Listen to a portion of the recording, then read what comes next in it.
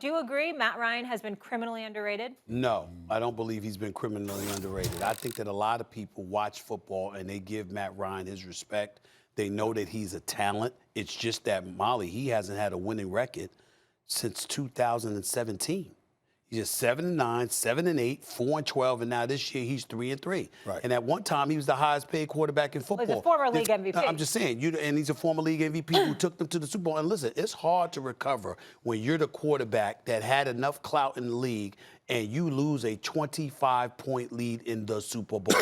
Because even though the defense couldn't stop Tom Brady, you could have made better play calling. You could have influenced Kyle Shanahan to make better play calling so you could hold the football a little bit longer and use that clock to your advantage. Matt Ryan didn't do that. And ever since then, they've been going downhill precipitously. Matt Ryan can play. He's not a scrub. Yeah, right. We know that. But I would not say at all that he has been criminally underrated. People have given him his respect, but they've also called him out because his talent demands that he should have done more than he did. And that's where talked about Kyle Shanahan earlier, if we break it down, that's the question we should place out here. Has he been criminally underrated, or has he been criminally underachieved with the talent he had around him? Now, Matt Ryan had some beast around him. I already told you about the fights I had with God about Julio Jones. He's been played the best part of his years with Julio Jones. So no, he's not criminally underrated. And I'm not saying he criminally achieved. He had a very good career, but not underrated, man. And certainly bring me some more than just one opportunity at a Super Bowl that you lost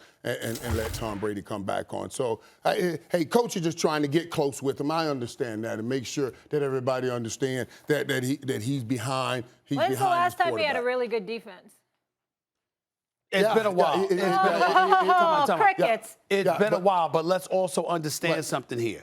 We're looking at him, too. Like, there's been plenty of times when they lost the game because their defense couldn't stop a cold. There were other times where he could have done more and he didn't. And when you were in the same division as Drew Brees, there's going to be expectations. Once Tom Brady arrived, there was going to be expectations. And if you're competitive, that would be different. But when you just fall off the map and you become a losing team, that's a problem, period. And by the way, that kid Pitts is the real deal at that tight end spot. And that's why I said he's had so much talent. He had what we call the gift of Calvin Ridley and Julio Jones. Now he has Kyle Pitts. It's a lot of talent there. Thanks for watching ESPN on YouTube. For live streaming sports and premium content, subscribe to ESPN+.